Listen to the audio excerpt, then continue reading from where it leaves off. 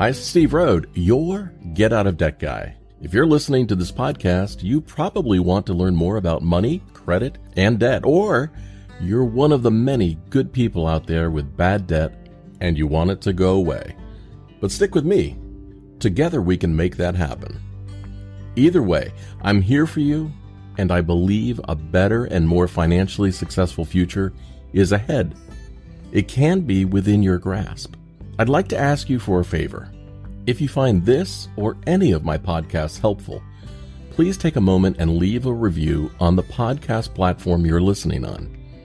Your feedback and opinion matter to me, and if I've done a good job, your review helps others to find the podcast as well. And while you're there leaving your review, don't forget to subscribe to the show so that you can be notified when the next episode comes out. Last piece of housekeeping. If you have a question or comment you'd like to hear on an upcoming podcast, you can leave me a voice message at getoutofdebt.org/message, or leave me a question for me to answer on my website by going to getoutofdebt.org/question. Thank you so much for being a great listener, and I'm sending you a giant virtual hug in return. And now, on with the podcast. You're listening to the Get Out of Debt Guy show with Steve Rode. This week I want to talk about evictions after the coronavirus pandemic. They're coming, and they're coming fast. We're facing a tipping point. We have mortgage abatement or mortgage forbearance, whatever you want to call it. We have eviction forbearance where people can't be evicted. We also have student loan forbearance where payments are not required. But all of this is going to come to a head, and probably before people are able to handle these financial inconveniences in a better way without tremendously impacting their life. ProPublica came out with an article recently that I really wanted to share with you. I shared it on the website, my site, getoutofdebt.org. Here's what ProPublica had to say about evictions. As tenants across Florida lost their jobs and incomes during the coronavirus pandemic, executives at Axiom Realty Partners, whose portfolio includes at least 9 apartment buildings throughout the Southeast, apply pressure on some tenants to either pay rent or move out. One Axiom tenant who asked that her name not be used for fear of retribution from her landlord told ProPublica that she fell behind on rent in early April when her 4-year-old's daycare closed because of the pandemic. She was forced to leave her job at a staffing firm to take care of the child, who also has severe autism. She relied on $275 per week in state unemployment benefits to support herself and her 2 young children, but money was still tight. She hasn't met the eligibility requirements for an additional $600 per week in federal assistance. People think you can just go to work, but I have a special needs child, so I can't just put her in any open daycare, she said. It's not like we don't want to go back to work. We don't want to live like this. In May, she received a 3-day notice to pay what she owed or leave her home. After doing some research, she discovered that her apartment complex was covered under the federal eviction moratorium, as well as Florida's statewide eviction ban. She decided to stay, but her landlord continued to post notices threatening eviction if she didn't pay her rent. They act like they don't know what I'm talking about when I tell them the property is covered, she said. I've told them that they're not supposed to be giving notices, but they don't care. Starting July 25th, a key component of the federal eviction moratorium is set to expire. This allows landlords that operate federally backed rental properties to give their tenants 30 days notice to vacate. After that period, landlords can file for eviction. Axiom has made it clear that it intends to take swift legal action once the protections run out. COVID-19 is not an excuse to not pay rent, the company wrote in a letter sent to the tenant this month. Please be aware that when the eviction moratorium is lifted, we will not only file an eviction, but we will seek a judgment against you for the full amount of all unpaid rents in a court of law. The ban on evictions at federally backed properties that Congress passed in March as part of the CARES Act has played a significant role in shielding the nation's renters from the risk of losing their homes during the pandemic. A ProPublica analysis of eviction cases filed before and during the pandemic shows, in the months before the passage of the CARES Act, evictions at federally backed apartment buildings made up more than a third of eviction cases filed in cities like Atlanta and Houston every month, according to ProPublica estimates. In those two cities alone, that amounted to more than 7,700 households a month. In the months since the law went into effect, eviction filings at those properties have dropped to less than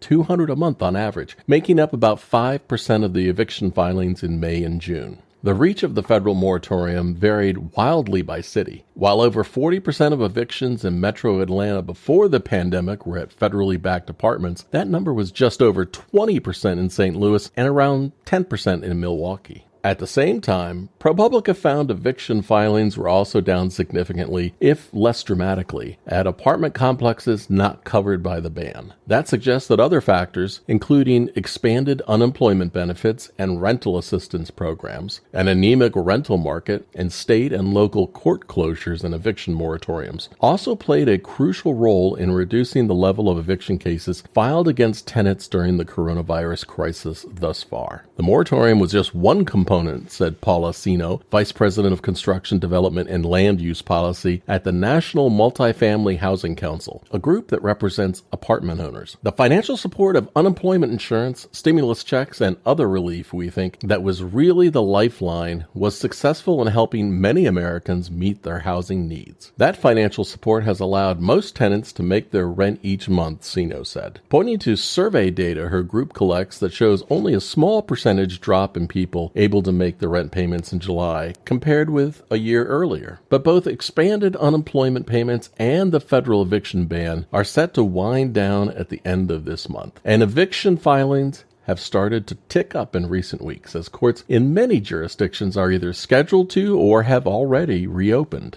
That sets the stage for a potential crisis for renters and landlords alike if lawmakers don't extend measures to support renters, as Congress returned to session this week, housing advocates say. The next 3 weeks are going to be critically important, said Diane Yentl, President and CEO of the National Low-Income Housing Coalition, a tenant advocacy group. There will be a bill at the end of it, one way or another, and the scope and extent of it will determine if a tsunami of evictions will happen. The HEROES Act, Congressional Democrats' opening bid in negotiations this week with Senate Republicans in the White House, includes $100 billion in rent relief, a move that both landlord and tenant advocates support. Democrats, including Senator Elizabeth Warren of Massachusetts and Representative Jesus Garcia of Illinois, have also pushed legislation to extend the eviction moratorium for another year and to expand it to cover all properties, not just those backed by the federal government. No one should be kicked out of their home during a pandemic, Garcia said in a statement, and as existing eviction moratoriums expire, it's more important than ever for Congress to protect renters.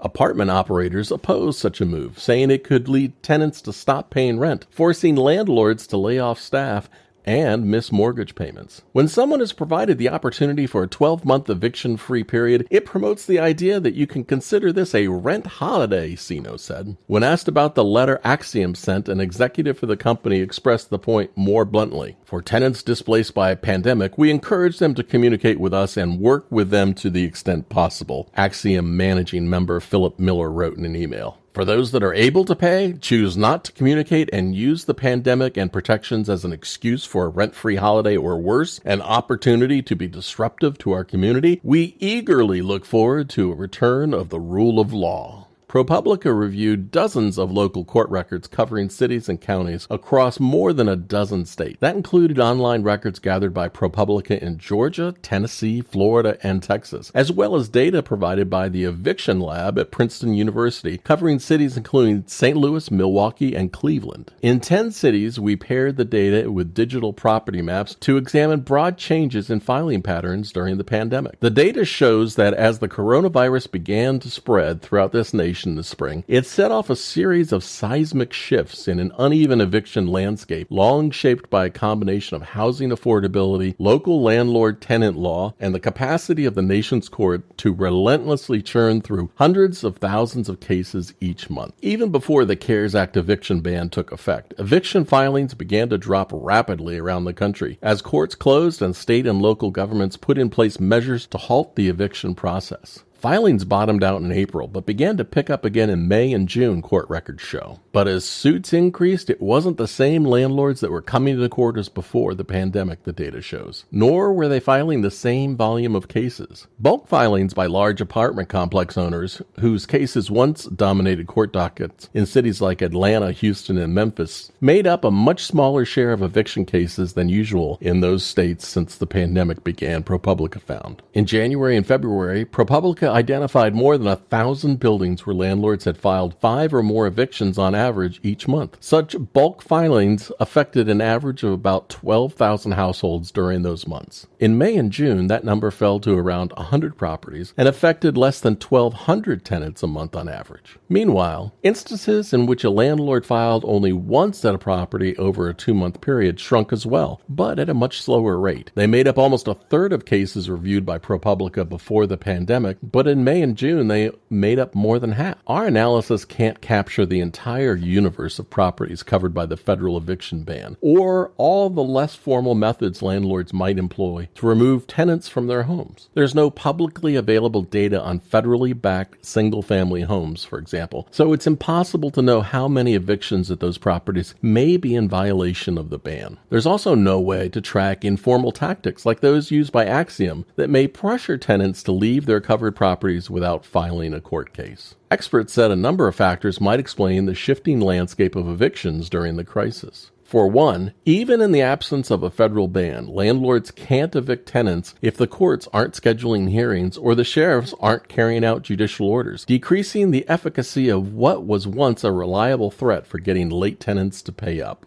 Wherever you make evictions cheap and really fast through the courts, you make it easier to use as a tool for landlords to extract rent, said Peter Hepburn, an assistant professor at Rutgers University, Newark, and a research fellow at Princeton's Eviction Lab. With many courts across the country not holding hearings, the timeline for removing a tenant has drastically lengthened, making filing less appealing. But even if a landlord did succeed in getting a tenant to leave, there's no guarantee that they'd find another one to replace them in an economy where unemployment is at 11%. And even higher among the lower income tenants who might replace tenants most at risk of eviction. Facing fewer options when tenants fall behind, landlords may be more likely to seek out solutions like accepting partial rent payments and connecting tenants with rental assistance programs in order to recoup some revenue, even if that means, in states like Georgia, foregoing the right to evict. There's a tendency in those kinds of conditions to stabilize, the National Multifamily Housing Council, CINO, said. And that's driving apartment firms to work with existing residences. While many apartment operators clearly decided that it was better to work things out with their tenants outside of the courts in recent months,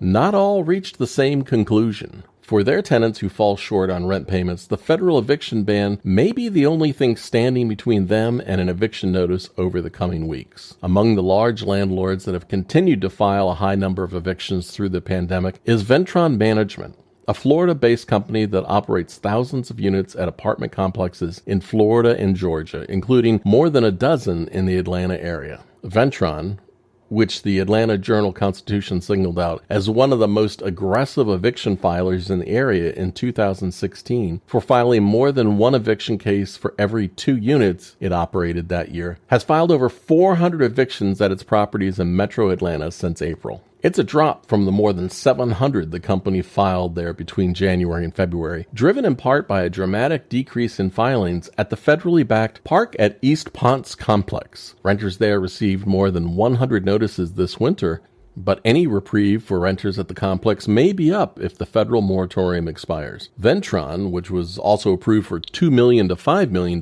in the Paycheck Protection Program loans from the Small Business Administration this year, is hiring. A position the company has posted on LinkedIn 2 weeks ago calls for an Atlanta area evictions paralegal to help the company's collections department. Ventron Management's chief financial officer, Erez Hahn, told ProPublica that the job would be focused on helping helping connect our residents to the financial assistance and support programs they need to stay in their homes. Eviction is the absolute last resort for us, Hahn wrote in response to questions about Ventron's eviction practices, saying that his company follows through the entire eviction process on less than 2% of its units. He says his company works hard to connect tenants with financial assistance to keep them in their homes, including after filing eviction cases in court. If and only if a resident will not communicate with us or work with us to find a solution, then we file for an eviction, he said. The paralegal job doesn't mention anything about helping tenants stay in their homes, but it does hint at the scale of the task the company sees ahead.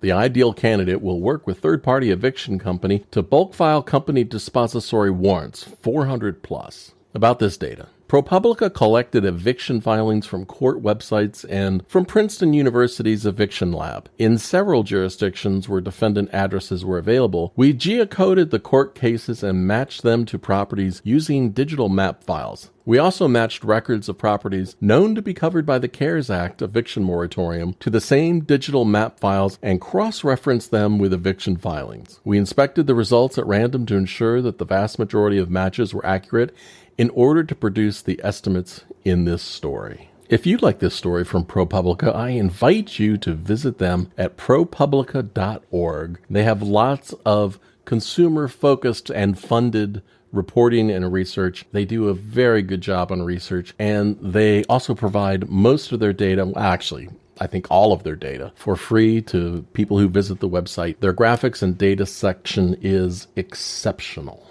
You've been listening to the Get Out of Debt Guy show with your host and friend, Steve Rode.